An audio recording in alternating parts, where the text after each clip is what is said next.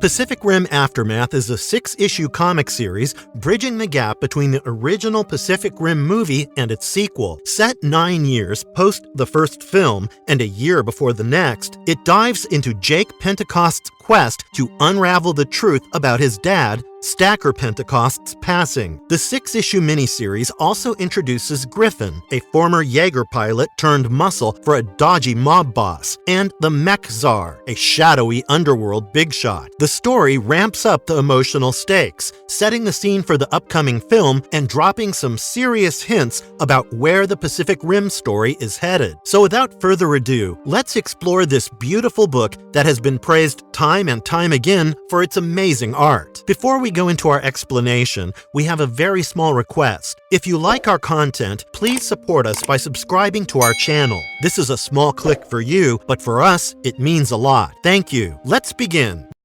Aladdin's Cave. So this one is a story set after the events of the Pacific Rim, right? I mean, the breach had been closed and no more kaiju were around the place, bringing cities and Jaegers down. But then again, what's a good Pacific Rim story if it doesn't start with a high-octane Jaeger kaiju brawl? So how do we do that? Well, we use a small narrative tool called Flashback. December 12th, 2021, Santiago, Chile. With the Santiago Stock Exchange building in the backdrop and a kaiju attack in the forefront, a former Jaeger pilot reminisces about his once glorious past. Back when the breach was still open and Jaegers would come to the land from the sea, they would demolish everything in their path. Skyscrapers, vehicles, people, nothing was safe. Nothing but one marvel made by man, the mighty Jaegers. The pilot taking the stroll down kaiju-infested memory lane was Joshua Griffin, the man who piloted the Jaeger called Vulcan Spectre, along with co-pilot Tyler Zachary. Vulcan Spectre was the first Jaeger from Australia, and therefore had a degree of respect that was extended to the men who piloted it. But now that the Jaegers were not really needed, Joshua's fame had dwindled. In fact, he found himself wallowing in self-pity. March 2nd, 2034, Los Angeles. Basically, out of a job, Griffin found himself working for Mech Czar, a black market dealer who dealt in parts of decommissioned Jaegers. As one would expect, she was not the only contender in the business, but we'll come to that later. Now, those of you who remember the first movie would know that one such black market dealer was Hannibal Chow, who was played by Ron Perlman, also known as Hellboy, in the movie. But why am I talking about him? So, after the kaijus left, his business of harvesting kaiju organs ran dry, so he came back to Los Angeles to build his name from the ground up. At a restaurant, he comes across Griffin getting into a skirmish with another patron, a huge guy, but a petty dealer. Quite unexpectedly, Griffin beats the big guy into a pulp while Hannibal watches. Later that evening, in Santa Monica, Griffin meets his crew, who are also working for Mech Czar. It turns out that Griffin had something of an internal rivalry going on with another crew member called Peña, who wanted to lead the crew but couldn't because of his vile nature as compared to that of Griffin, who brought his brains, bronze, as well as balls to the table. They reached the Pan-Pacific Defense Corps, where old Jaegers come to die. There was Oblivion Bay, of course, but that was where they kept the more important wrecks, such as Matador Fury, Tacit Ronin, Crimson Typhoon, etc. The rest of the Jaegers ended up here. Griffin had come to retrieve a plasma capacitor, but he also discovered his old Jaeger Vulcan Spectre. Unfortunately for him, though, they got ambushed by the men of Giovanni Capello, another crime boss, who, much like Mech Czar, was also interested in obtaining Jaeger parts to build one for himself. Meanwhile, an extremely morose and scarred Hannibal Chow comes across the same dealer that Griffin had beaten up not long ago. He was trying to sell something to a young girl when Hannibal interrupted the sale. What Hannibal did not like was that the man was dealing on his turf without his permission. But that's not all. We are about to meet the main character of this amazing 4-issue comic book. Giovanni has the biggest collection of Jaeger artifacts outside of the PPDC, which is worth a small fortune. A man in a hooded jacket breaks into his house after learning from a friend named Sonny that Giovanni was out of town for some business. The infiltrator was none other than Jake Pentecost, the son of Stacker Pentecost, played by Idris Elba in the first film. Jake was not interested in the small fortune that Giovanni owned. He did not wish to sell any of it on the black market. He was here to get his hands on the drift core of a very special Jaeger. Any guesses? Well, yes, the Striker Eureka, the last Jaeger his father piloted and the one in which he sacrificed himself in the fight against the kaiju. Jake wanted a glimpse at his father's last moments. This is where the first issue ends. Quite a cliffhanger. 2. We begin at the PPDC Jaeger graveyard, where the ambush between Mechzar and Giovanni Capello's teams is in full swing. Giovanni's men had brought along a lot of firepower, so it goes without saying that there were going to be a significant number of casualties on both sides. Griffin had been pinned down and was about to face what could have been the last punch of his life, but someone thought hurling a grenade at Griffin and his assaulter was a good distraction. It struck the remains of Vulcan Spectre and exploded, which did buy Griffin a small window, but the explosion brought the scrapyard down on him. Nevertheless, the man was a survivor and came out alive when the dust settled. However, by now, only Pena, Hawk, and Griffin were left alive. They get inside the Vulcan Spectre and retrieve the plasma capacitor. Without wasting any more time there, they escape from the place, with their mission now accomplished. They come back to Mechzar's headquarters in Los Angeles. Pena blames Griffin for the mess back at the Jaeger graveyard, and also for the deaths of their fellow crew members, but Griffin knows he is just getting back at him for no good reason. It is now that we get the first glimpse of Mechzar. After brushing Pena off, he gives the device to Chris Dubango, the man in charge of completing the construction of a rogue Jaeger called Enforcer. She later asks about the attack that Giovanni's men launched at Griffin and others, but this turned out to be the textbook example of a speak of the devil moment. You see, Giovanni and his men bombed Mechzar's hideout. Chris suggested that they all move to the panic room, but Mechzar did not want the prototypes to fall into Giovanni's hands. So she asks Chris to place the capacitor into the Enforcer to make it fully functional. However, Chris objected, claiming that there was work to be done. He first had to adjust the relays, recalibrate the output system, etc. But at this rate, they would all be dead, so Griffin decided to ride the Enforcer anyway. Although Joshua Griffin became a Jaeger pilot again, the job was not what it used to be. He was struggling with controlling the Jaeger, and there was a mortal risk to him because of the instability of the rogue Jaeger. Additionally, he was not at all in control of the Jaeger, and to make it all worse, Giovanni's men escalated their attack. But on the streets of Hollywood Boulevard in Los Angeles, much more was unfolding. You see, with every calamity, a few people find time for fanatics. Even the whole kaiju war brought forth a number of people who fueled their personal urges using the kaiju in one way or another. While people like Hannibal sold products made of kaiju body parts as medicines and stamina boosters, others, like the Sisters of the Kaiju, started worshipping the mummified remains of kaiju, claiming that they were angels of destruction and majestic gods from beyond the horizon sent to Earth to deliver humans from suffering, a force that would strike evil right out of the human hearts. The Sisters of the Kaiju were parading the hand of a Category 4 kaiju that had previously been killed. While they preached, the crowd nearby was going berserk. Why? Well, they hated the kaiju and the people who worshipped these harbingers of infinite death and destruction. Hannibal Chow was among the people who were watching the sisters preach their twisted and demented philosophy. It wasn't before long that a couple of rabble-rousers incited the mob, filling their minds and hearts with malice and violence. The crowd reacted positively to the calls of these two and started pelting the sisters with stones. Seeing the situation escalate, Hannibal chooses to leave the place and return to his hideout. Here, his associate, Elora Reddy, tells him that she and her crew have successfully retrieved the mummified hand of the kaiju that was previously being paraded. Do you get it now? Well, yes. Hannibal had planned the whole thing so that he could steal the dead kaiju called Spine Jackal's hand. But before he could fully revel in the joy of getting what he wanted, he experienced a sudden burst of pain. He left the scene to go to his personal quarters, only to reveal the horrific scars and wounds he had sustained when the baby kaiju swallowed him whole in the first film. room. Ella Reddy barges into the room, saying something about the kaiju DNA, but is shocked to see Hannibal's current form. Of course, he kicks her out of the room before one can say, "Get out." Meanwhile, Jake Pentecost is still trying to figure out what went through his father in the latter's final moments. He remembered his dad telling him about the drift, and it sounded cool to him as a child. From his musings here, we learn quite a bit about how the drift and the synaptic link work. So initially, there were a lot of problems with controlling the Jaegers. You see, when you try to control a metal god with your mind, it ought to get fried.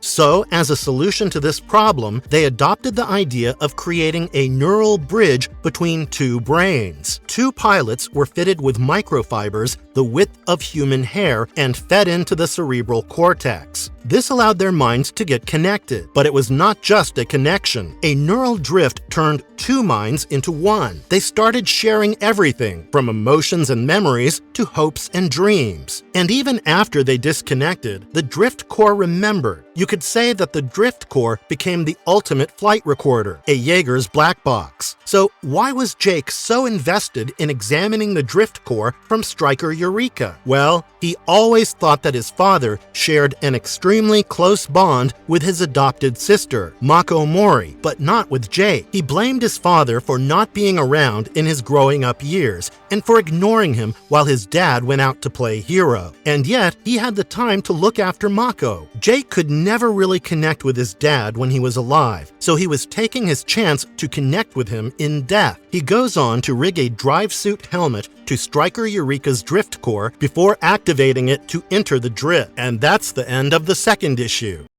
The Uprising begins here. Joshua Griffin now finds himself trapped in a relentless struggle. Piloting Enforcer against Giovanni Capello and his crew was proving to be harder than he had expected. Additionally, the sight of the rogue Jaeger, dark beacon of Mechzar's abilities as a gangster, ignited some seriously bitter envy in Giovanni. He longed to birth such monstrosities, yet he was beaten to the punch. Griffin sought to obliterate Giovanni, but a sudden disruption in his connection to Enforcer gave his adversaries a window they had been waiting for. They swarmed in a tide of aggression, seeking to crush him. But you know what? Salvation came from an unexpected quarter. It was Pena, commandeering Bruiser. In the backdrop of this dance of giants, Giovanni met his death at the hands of Mechzar. In the aftermath, Chris Dubango explained the mystery of Griffin's faltering connection with his Jaeger. Griffin's psyche, seasoned by the Pan-Pacific Defense Corps' machinery, clashed with the Enforcer's rudimentary and less advanced circuitry. But Pena, unburdened by such a legacy, melded seamlessly with the drifting technology. Frustrated and disenchanted, Griffin deserted the headquarters of the Mechzar. As he roamed the city, fate guided him to the eerie temple of the Sisters of the Kaiju, which, in my opinion, was nothing less than an eerie sanctuary wrought from the remains of the monstrous Yamarashi. Amidst the throng of devotees and the macabre splendor, he came across a ghost from his past. He saw Martina, his once believed dead lover. Of course, he tried to tail her. Back at Chow Industries, it's another day of chaos. Hannibal Chow's in hot water with Kurland, who's steamed up about being sold some dud kaiju product that was supposed to be better than concrete. When Kurland kicks up a fuss for compensation, Hannibal loses it and gets his guy Shui to show Kurland the door with a stern warning. Kurland's not taking it lying down though, and he swears to tarnish Hannibal's reputation. But Ella Reddy, cool as ever, offers Hannibal some relief for his kaiju poisoning woes. She drags him to the lab, fishing for the real reason Hannibal hired her.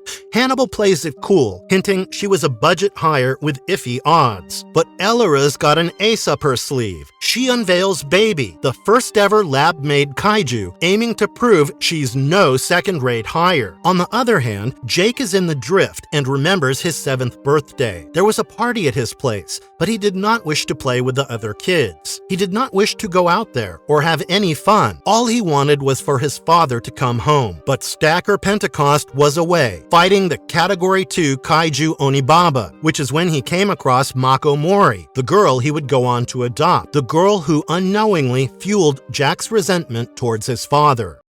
Kaiju alert! In LA, Joshua Griffin is still on a wild chase, thinking he spotted Martina, his late ex, but his path's blocked by a kaiju cult sister. She tries to charm him to their side, but Joshua is, of course, the last person who would join such a cult. I mean, this guy used to kill kaiju for a living. He's not gonna give himself up to a cult that now worships kaiju. When he brags about his Jaeger pilot days and kaiju kills, the cultists jump him. I mean, why did he have to do that now? Know your audience, Mr. Griffin. Know your audience. It was looking pretty grim for Griffin until Pena rolled up in the Rogue Jaeger Bruiser, blasting away the sisters of the kaiju and their followers. Joshua freaks, thinking Martina's in the line of fire, so he dives in and saves her from the Bruiser's CCLO cannon. Pena, meanwhile, goes full Mechzar, freezing and defending the crowd. Later, Joshua and Martina hole up in a cafe, unpacking her story. The last time Joshua saw her, she dumped him and was nailing it on her TV show Undercover in Brisbane. But then,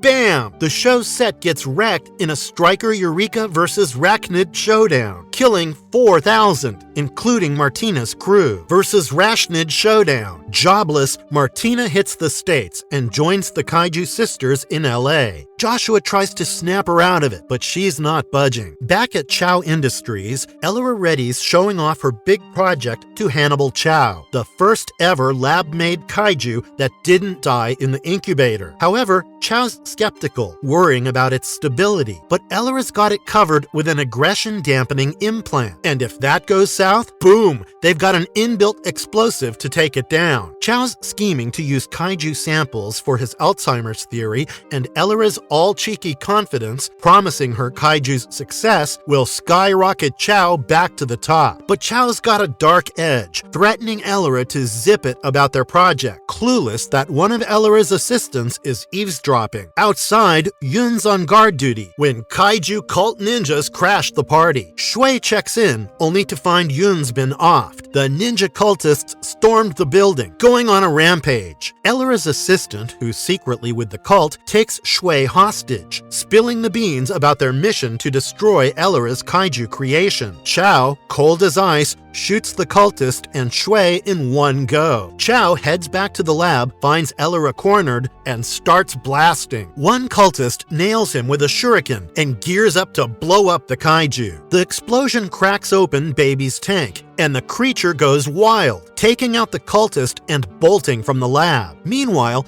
just as Martina is leaving the cafe, Baby, the lab-grown kaiju, erupts onto the scene, tearing through the city. Armed only with a pipe, Joshua tries to intervene, but is sideswiped by the beast. He's about to regroup when Martina takes him down, siding with kaiju over her ex. Oh, that must have hurt more than kaiju slapping you in the face. On the other hand, Jake Pentecost reminisces about the day his dad brought Mako Mori into their home. He was all kinds of green-eyed, trying to one-up Mako at every turn. Things got real when they both joined the Pan-Pacific Defense Corps. While Jake got the rough end of the stick with tough training, Mako scored personal mentoring from Pentecost himself. Then, when the drift starts to fall apart, Jake is left shouting for his dad's help.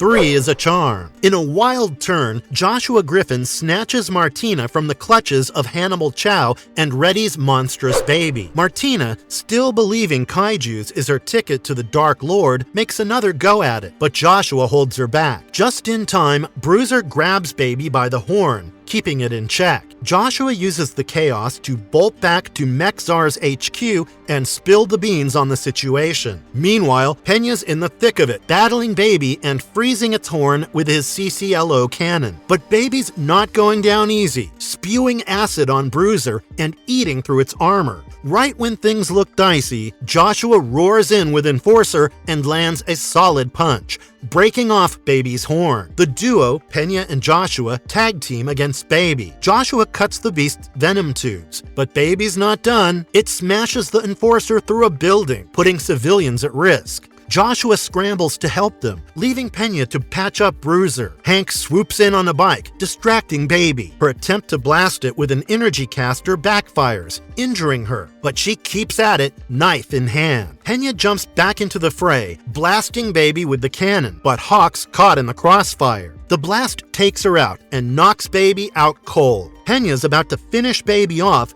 when the kaiju whips Bruiser with its tail, wrecking its con pod. Pena barely gets out before Baby gulps him down. Joshua, back in action with Enforcer's Electropalms, lands a few good hits, but it's short-lived. Enforcer's systems crash, and Baby rips its arm right off. Hannibal Chow and Ellora Reddy leave the wrecked lab, diving deeper into the bowels of Chow Industries. Chow's barking orders at Ellora to get the backup generators online, but she's betting Baby trashed them during his grand exit. As Chow's glued to the news about Baby's rampage, a weird noise grabs his attention, but Ellora's tight-lipped at first. Finally, she spills it. She didn't just cook up one kaiju, but 3, and one's a wild mix of Chow's DNA and a kaiju named Wraith. They've been cooped up in the containment, but now, with the power out, they're loose in the building. Chow's livid. He gears up with some custom hardware, ready to go kaiju hunting. They stumble upon some kaiju leftovers, guessing the creatures might have been at each other's throats. But they're caught off guard when one of them creeps up and hits them with a sonic scream, a nasty trick they got from Wraithy. In another wild twist, Jake Pentecost finds himself tangled up in Chuck Hansen's memories,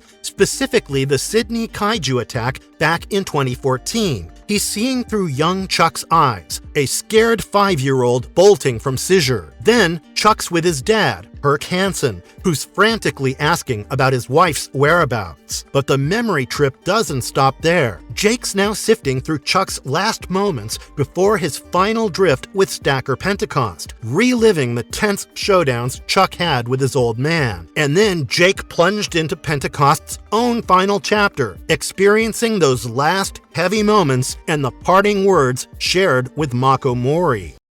The Final Showdown. At Mech-Czar's base, the Czar and Chris Dubango are glued to the scene of Joshua Griffin's rogue Jaeger Enforcer getting wrecked by Baby. Joshua, in a desperate move, blows up the battered Enforcer. Mech-Czar figures Joshua's a goner and jumps into her rogue Jaeger, Atomic Queen. But surprise, Joshua's still alive. He's scrapping with Baby, trying to keep it away from the Enforcer's remains. Just then, Mech-Czar roars in with Atomic Queen, drawing Baby's attention. She's in the thick of it, yelling for Joshua to back her up. Joshua's on the fence, but before he can decide, Atomic Queen bites off more than it can chew and blows up, with Chris unable to bail out in time. Meanwhile, Martina is sneaking around. She takes Chris out and snags his earpiece. She fools Joshua into thinking Chris is okay. Joshua tries to patch things up with Martina, but she's not having it and slips away from the base. Joshua, realizing she's gone, gears up with Hannibal Chow's fossil fueler, ready to take on Baby. In the thick of it at Chow Industries, Ellora Reddy whips out Hannibal Chow's fossil fueler to blast the human kaiju hybrid, giving them a hair-raising escape. However, Chow has a theory that since the kaiju have a hive mind, and these hybrids are part Chow, so maybe, just maybe, there's a connection. They head towards the city's chaos, leading the other hybrid away from their turf. Chow steps in just as Joshua's about to finish off Baby, holding him back so the two kaiju can face off. It's a brutal fight between Baby and its fellow hybrid, both tearing into each other. In the heat of the battle, Joshua uses Chow's weapon to take out the other kaiju, targeting its exposed venom tubes. Chow and Ellora watch the hybrid go up in flames, then head their separate ways. Fast forward 3 days, and Chow's gearing up to rebuild his empire once again. But out of the blue, Ellora nails him in the shoulder with a shot. Despite Chow's pitch to team up again for more hybrid making, Ellora's seething over Shui's death. She shuts him down and finishes him off. Meanwhile, Jake's story is also coming to a close. In the comic, that is. Caught in the echoes of Stacker Pentecost's final moments during the Battle of the Breach, Jake comes to terms with his dad being just a memory in the drift. He's still knee-deep in Chuck's memories from that fateful day, wrestling with the fear of being stuck in the drift. In the midst of this, Jake catches what he thinks are Stacker's last thoughts of him, right before the nuclear bomb on Stryker Eureka goes off. Meanwhile, outside in the real world, Giovanni Capello's crew stumbles upon one of the guys Jake floored earlier. They start combing the area for any sign of an intruder. Jake manages to slip away from Giovanni's place, facing the hard truth that he'll never fill his father's shoes.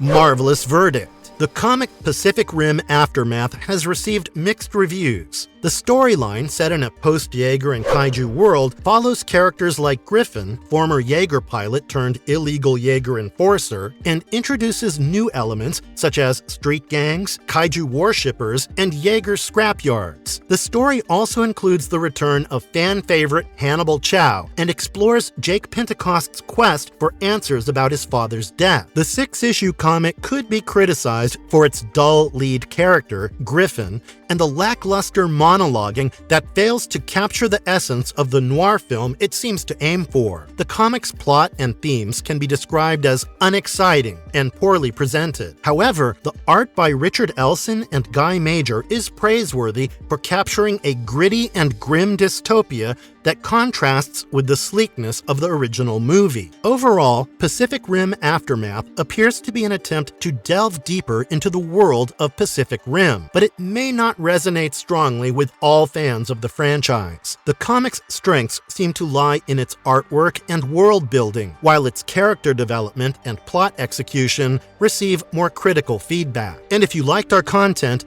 don't forget to leave a like and subscribe to us if you haven't already. Have a good one and be safe. Thanks, everyone.